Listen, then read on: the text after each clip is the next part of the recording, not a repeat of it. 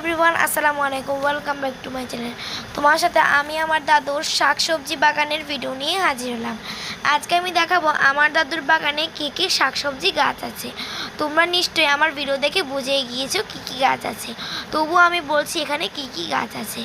এখানে আছে উচ্ছে গাছ। উচ্ছে হচ্ছে করলার জাতের আর কি, কিন্তু ছোট ছোট হয়, ওগুলোকে আমরা উচ্ছে বলি। তোমাদের ভাষায় কী বলে কমেন্ট বক্সে বলে যেও। আবার আছে করলা গাছ, মিষ্টি কুমড়া গাছ, লাউ গাছ, সিম গাছ, বরবটি গাছ, টমেটো গাছ। এখানে আমার আছে নানা রঙের বেগুন গাছ। এই বেগুনগুলোর বেগুন খেতে ভীষণ মজা, কারণ এগুলোতে কোনো আমরা রাসায়নিক সার ইউজ করি না, ঘরের বানানো পদ্ধতিতে আমরা এই গাছগুলোতে সার ইউজ করি।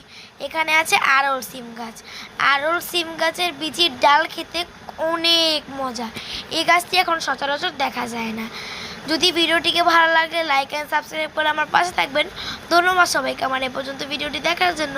আল্লাহ হাফেজ।